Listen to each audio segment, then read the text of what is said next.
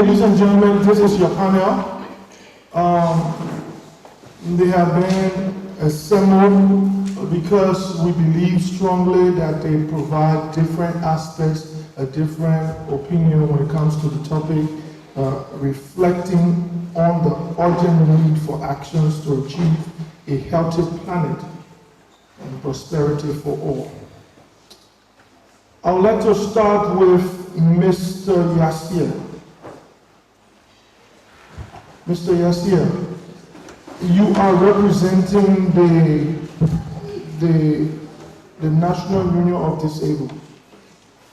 From your perspective, what do you think are the primary actions that we as a country can pursue to achieve a healthy planet and prosperity for all, specifically from your sector? All right. Thank you very much.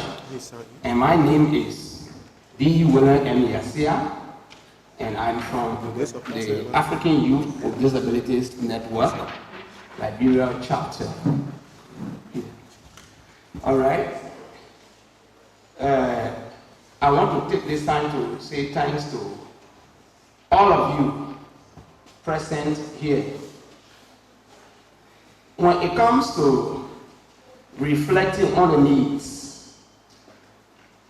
of achieving, when it comes to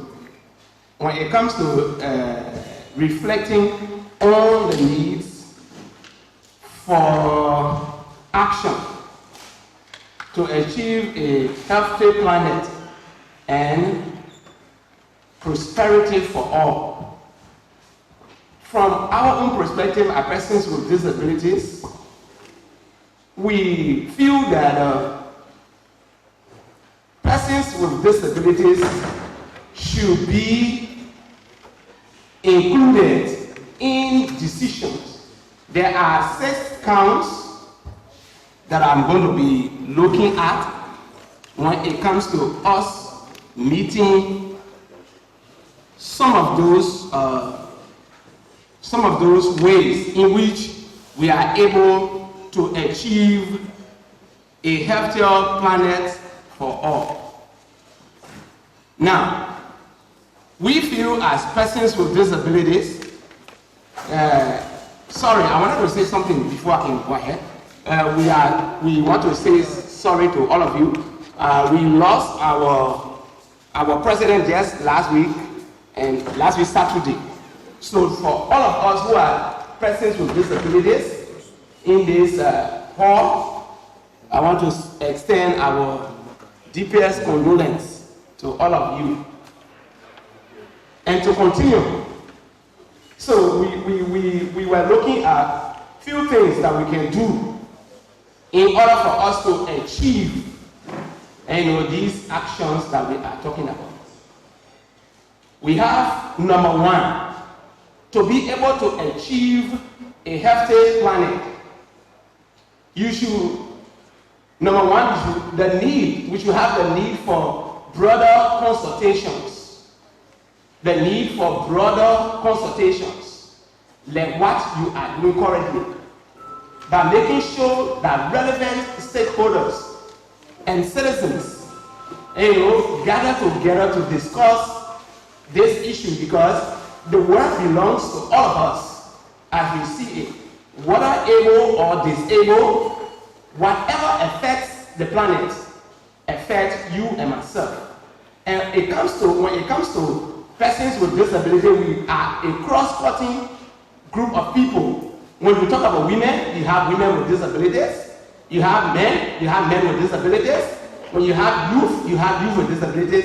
And when you talk about children, you also have children with disabilities. So when issue of such is being discussed, persons with disability need to be highly considered, because whatever comes out affects you and myself. Number 2, on that we say you should identify the identification of key stakeholders, like what you have done from the introduction that I saw this morning, or that I listened to, though I will not sing any of them, but I listened to all of them. There were cross sections of people from various counties, from various ministries, agencies, and all of us are gathered here today to be able to come up with solutions that will help us to have a healthier planet. So, number 2, in our understanding, you should have a you should have an identification of key stakeholders, like we have done. Number 3, to be able to have a healthy environment and a safe planet, you should have integration and participation of the general public. You should have integration and participation of the general public. Now, if you look at the general public, if you look at our gathering here today, it's like you were doing it as though you were looking at exactly what I was writing. Because there is a participation of almost all sectors and a cross section of everyone that I heard this morning. And in order for us to have a safe planet, we need to have the participation of the public into every decision making. Number 4, we should have focus on human and the environment. When you are talking about the environment, we human beings are the sole polluters of the environment that God created. So it is binding on us to be able to gather a way in making sure that the environment is protected and preserved. From the Garden of Eden, God gave a safe planet to Adam and Eve, void of pollution and other things. But since the coming of sin, we all have polluted the world with a lot of chemicals and other things that have had effects on our nature. So, the only way we can be able to have a safe planet, we should have focus on the human being and the environment itself. Number 5, we should have priority on prevention. Like it is said, prevention is better than cure. If we as people or government or citizens try to prevent most of these things, and you will find out that our society will not be polluted. We can be able to clean the society, we'll be able to clean our environment and do those things that will help to give a safe planet. But if we do not prioritize prevention, definitely when issues come about, to correct those mistakes, it might lead to death and other diseases that will cause our early death. 6, which is the last for me, we should have the effective use of available resources and the available use of what? Resources. If we want to have a safe planet, we should not sit down and wait for people to come and give you something before you can get your planet safe or your environment clean. Whatever you have, whatever resources you have, in making sure that your planet can be clean, your environment can be clean, and your planet can be safe, put it into use. Do not wait to say you have to wait for millions of dollars, thousands of dollars before you can start getting ready to get your environment clean. With these global issues in this country, like Liberia, PWDs are at serious risks if inclusive actions are not taken. If we want to look at this, we need to have an inclusive action taken so that we will be able to keep a healthy environment and a safe planet. Thank you very much. So from the winning perspective, for a healthy planet for all, what are the plans for practical action? What will you do to walk around the world? Forget about war. War pollutes our environment. Take train more health workers, because many of the health workers died because they were not familiar with the crisis. So they are none of them died. We need to replace them. Our planet is sick because we don't love our planet. We dig more holes than fill in the holes that we dig those holes. Other carry the river, but nothing is there. You are not rebuilding.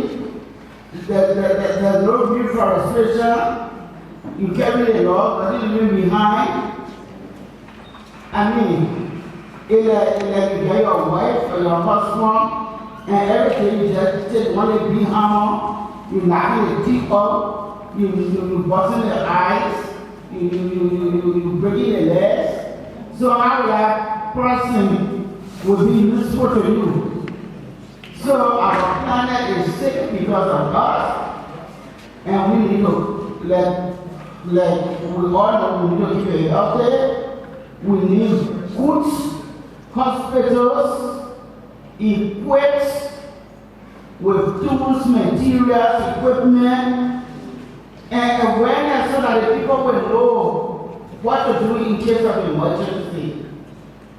And see, you need to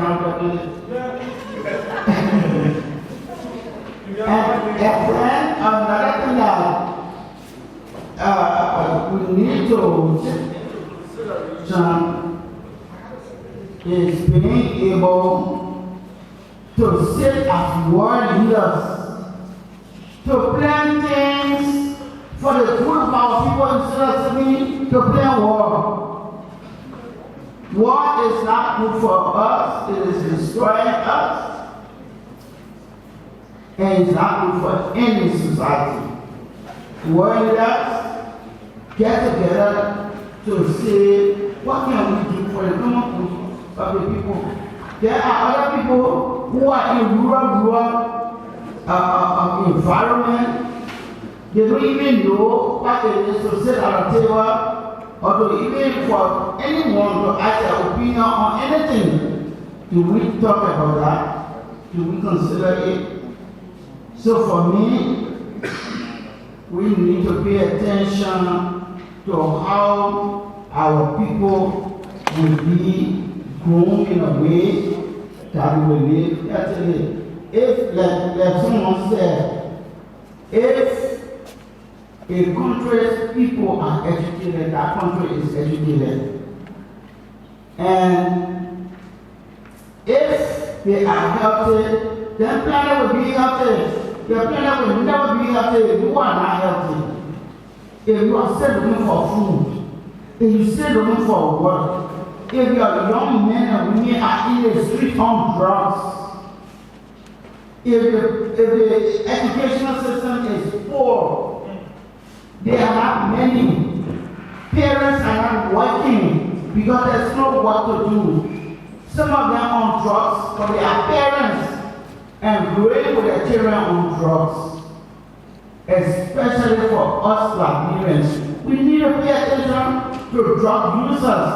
All our senators are their wounds.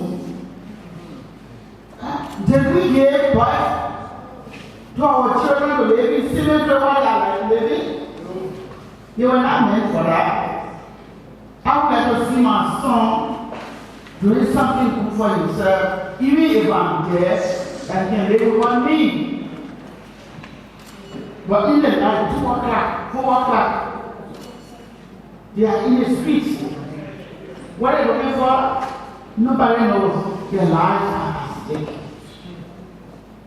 So for me, there's something that really in my heart to see young people who are supposed to be doing something better. You see their age group graduating from colleges, and yet they're struggling. And the only thing you get is for people who got the money to use you to push drugs. Oh, I don't want to cry.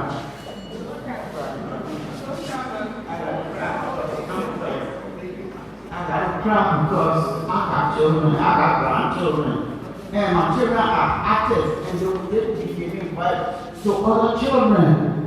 So what are we doing? What is that to plan to pollute our earth? You have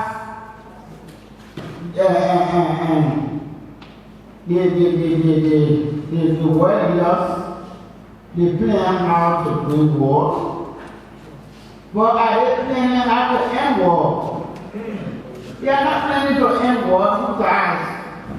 My children, your children, my African brothers and sisters, our Liberian children were in Russia. They have to run to Poland, scatter all over the place. Where can we find our children? We may not see them again. We need to do more outreach.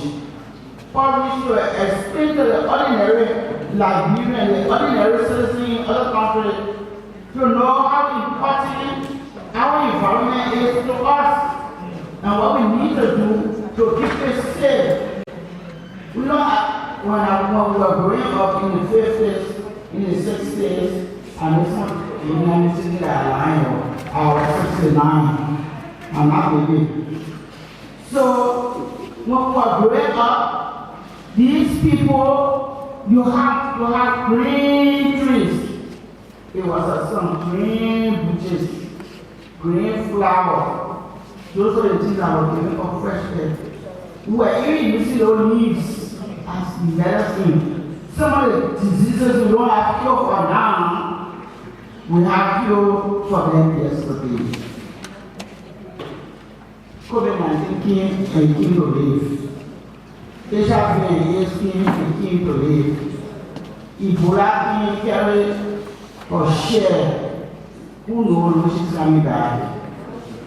So, in order to have a healthy planet, we need to continue more training, so that the training we give these people, they are prepared. When time of events, time of emergency, they will be able to say, okay, we are prepared. Because in Kakaka, in Ebola, and they were there, just for common patches and using plastic bags, she was able to save the life of a hospital and was said, you don't have to go to college to know the basic. Let's give the basic ideas to our people. Let us be willing to serve Mama Planet the best. She's a woman, she has a space that people will enjoy. But this time, industrialization, can we carry out of them? Our air is being polluted. So, we need to pay attention and give her the space that she needs to be done. Thank you so much, Mother. I was about to ask you for a round of applause, but frankly, she spoke from every social dimension as much as possible. End war, educate, deal with the drugs on the streets, substance abuse. Do your best to ensure that these events are friendly towards people living with disability. Madam Lucia, from your perspective, what are those actions, those urgent actions that you think we need to pursue as we try to get on this path for a healthy planet and prosperity for all? What is our responsibility? What are our opportunities here? Parenting. We firstly need to protect the environment. And how can we do that? By putting laws on it. Just like we have human rights law that prohibits another person from taking the life of another person. We should have laws that prohibits people from destroying the environment. And these laws should come with consequences if they are violated, and they should be enforced. Another thing that we could practice is to accelerate to reaching our goal is we have to move from a generation of throwing the waste away economy to a generation of recycling our waste economy. Once we change our mindset, we're seeing our waste as burdens, and we see it as income sources, then we are getting there. But if we don't change the narrative, if we don't change our attitude that the professor said, changing minds, changing attitudes, if we don't change our minds and attitudes, we're going to sit from counter to counter and we're going to be in the same spots. So we need to switch our ways of life, move from throwing away our garbage to recycling our garbage. Another thing we should do is we should fight corruption. And this is not a political speech. But we should fight corruption because I think we should put corruption our hands together for that. is not only see it as taking money that belongs to other people, but it goes beyond that. If a corrupt leader is not national leader, but even an organization leader is corrupt, for an example, funds are supposed to go to a larger group of people, one person takes it and invests it. What you have to do to the rest of the people, you are putting them at a disadvantaged position. So you send them into poverty, you take away their livelihoods. And if you take away my livelihood and you come and tell me, now she moved up the street to make charcoal to sell, you're joking, God will call you. So corruption is one of the driving factors behind the problems we have in the environment. It's not the people that are cutting the trees, it's the people that are signing the concessions, tearing down our environmental degradation that are within it for their selfish good. So we start with corruption. Another thing we should do is we should make this fight against climate change, we should shift it from a free model to a business model. Because it has been years, several billions have come to Africa, Liberia, AIDS. What we have to show. There's no sustainability plan. You can't, maybe you say you want to attack the energy in SDG 7. So you go to a rural community and you construct a mini solar farm. Because it's an NGO thing, so it's free, everybody has an electricity, the system runs for maybe 5 to 6 years, and there's a problem. Because it's not a business model, it's not going to sustain itself. Who's going to repair it? But if you take that investment, give it to a private company and do that solar farm at a minimum level, just something to maintain it, have a garden and maintain it, it becomes sustainable instead of just giving it free. We have so many free things around here that we cannot account for. Because once it's free, I'm not going to take care of it. But if I put my resources in it, I'm going to take care of it. So I think we should start from there. Let us make this climate change thing a business model, then we are talking.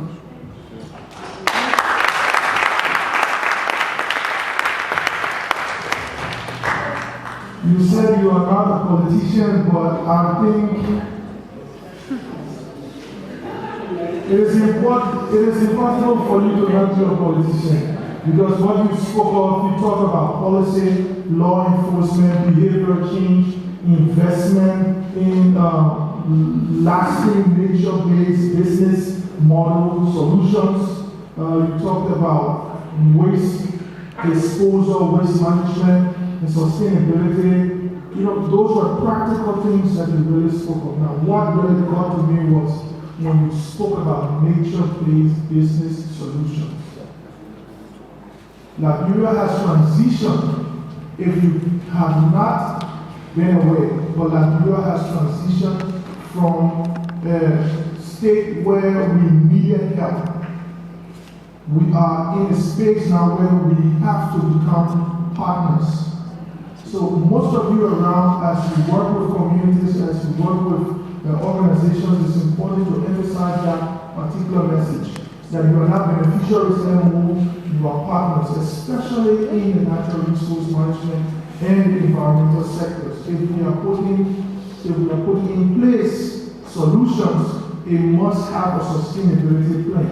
As you rightly said, it must be able to feed into the business aspect, that people will feel responsible and it brings economic return to them. Thank you so much, Lucia. The EPA.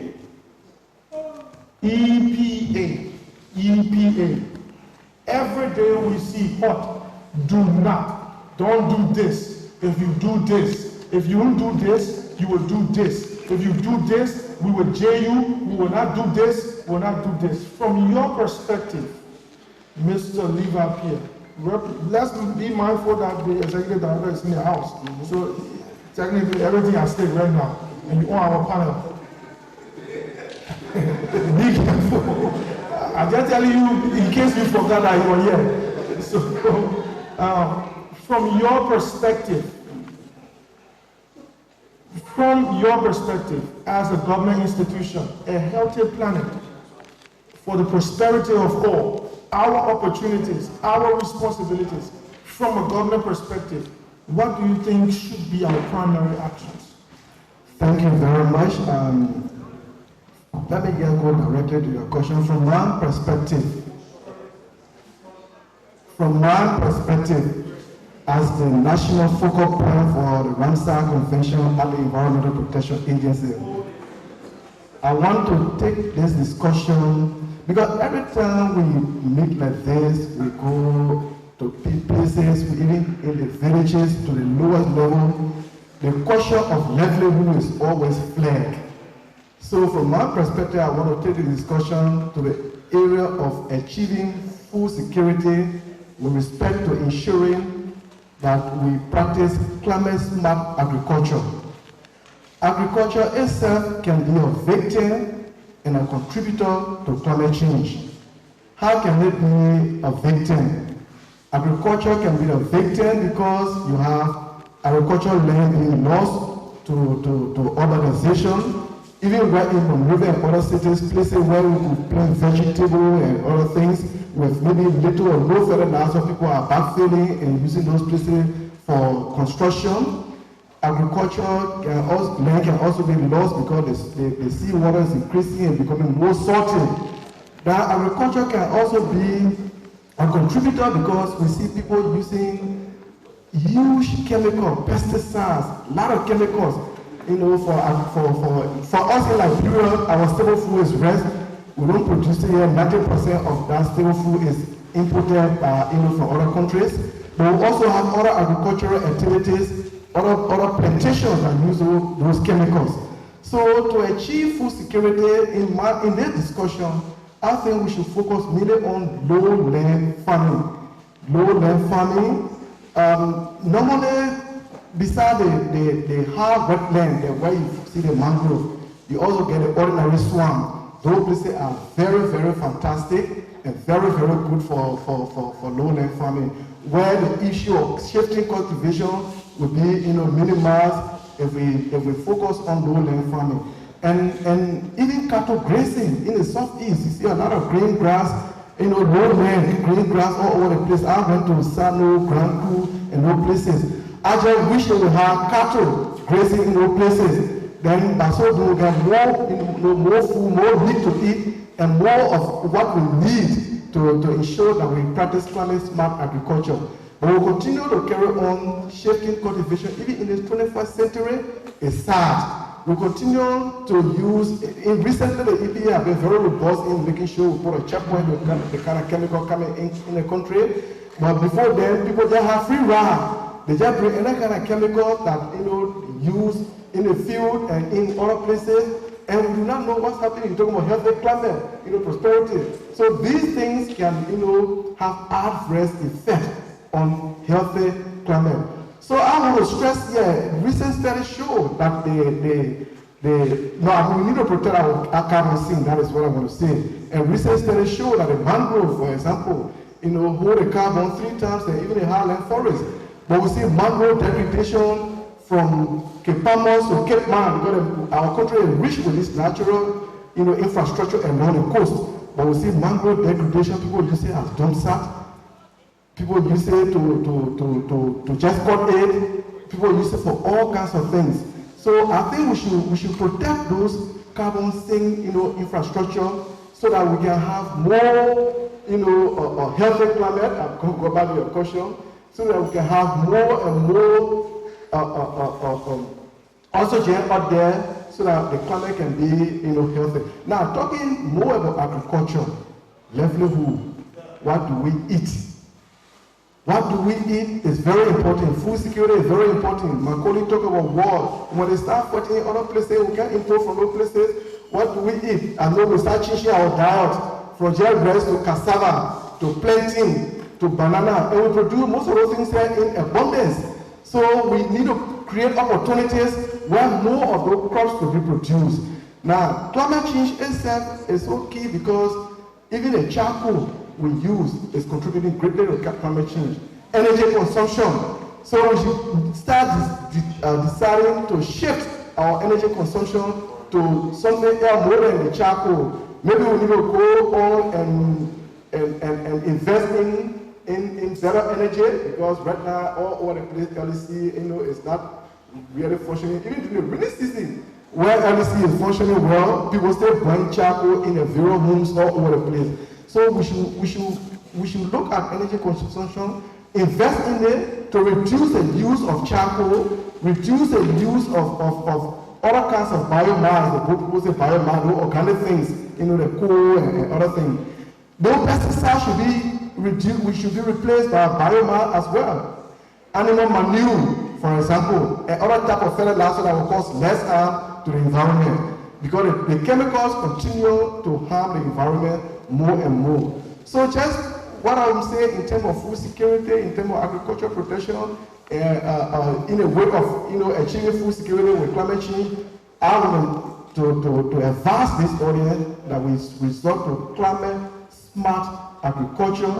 We should make more progress in animal cattle grazing in those places where we have natural low land, where the cattle can graze easily, and etc. Thank you so much. Yes, thank you so much. You talk about key things that would be the best solution. From the EPA's perspective, I know that the Environmental Protection Agency is focused on management, compliance, enforcement, technical support, guidance, developing policy framework to ensure the realization of this happens. But we will come to the questions and answer period. At this point in time, Mr. Paul Diggin, thank you so much for patiently waiting for us. We are discussing still primary actions that will allow us to transition towards a healthy planet and prosperity for all. Before allowing you to speak, I'd like to speak to the audience that we will have 5 minutes of questions and reflection. So if you have questions, we'll take only 4 points for this session. So please put your hands up when we're ready to come to you. So what are your views? Thank you. Again, my name is Paul C. Deegan Jr. I'm from the Mount River Youth Parliament. I would like by thanking the Environmental Protection Agency for what I refer to as an expedient magnanimity in allowing us. For all sectors, the young, the women, will have a discussion moving forward as we redo Stockholm, Sweden. 50 years after the war, gathered in Sweden, Stockholm, to talk about environmental issues and how we can address it.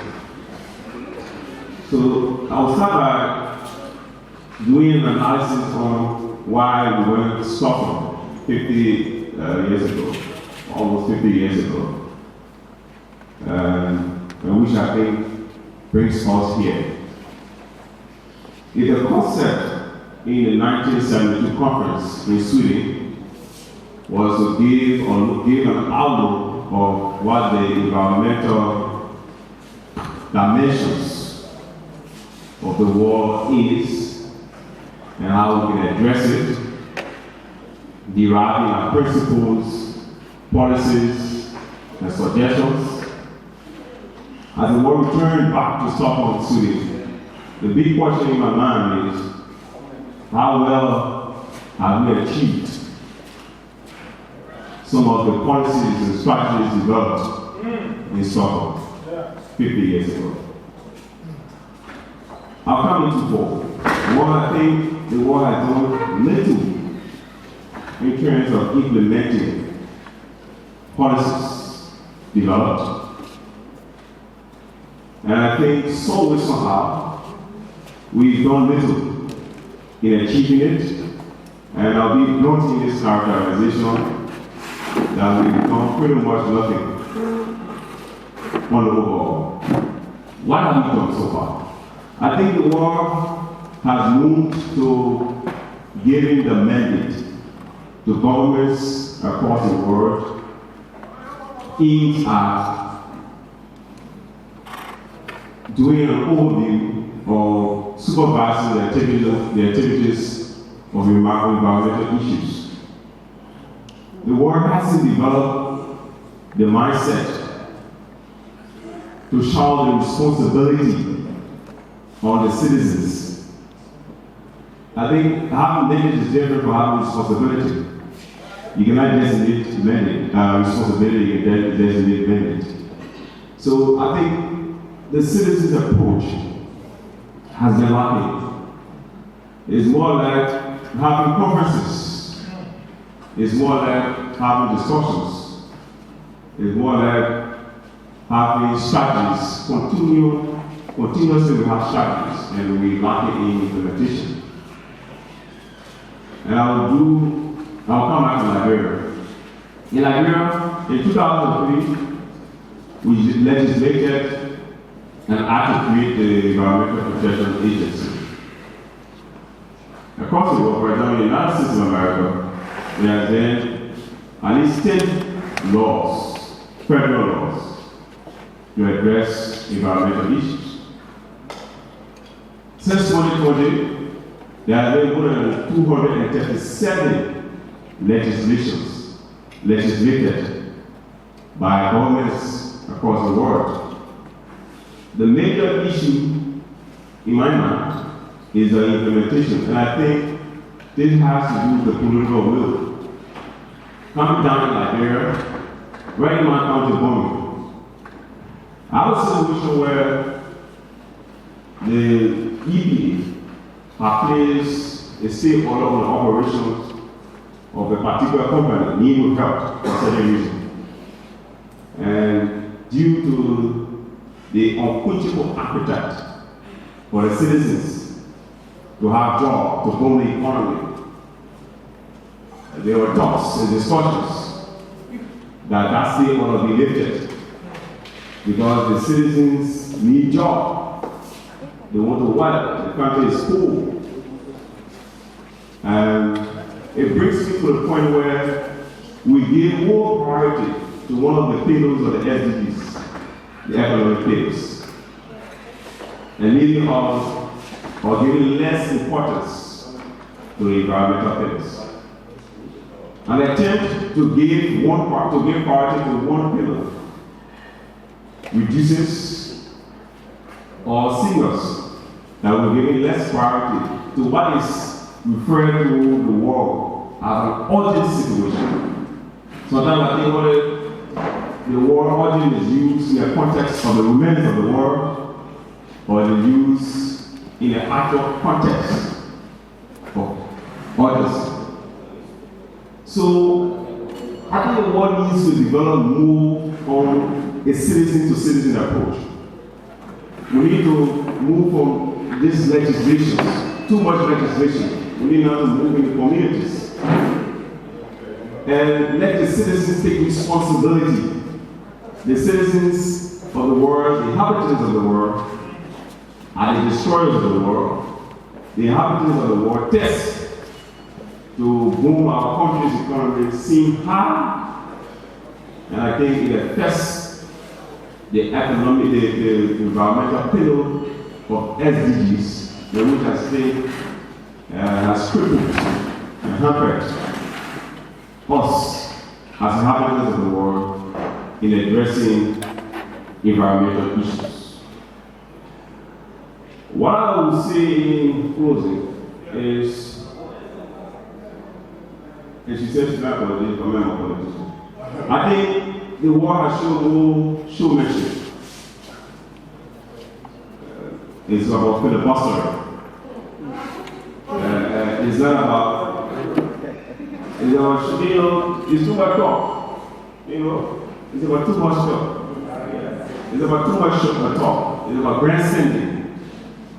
It's not about addressing the major issues.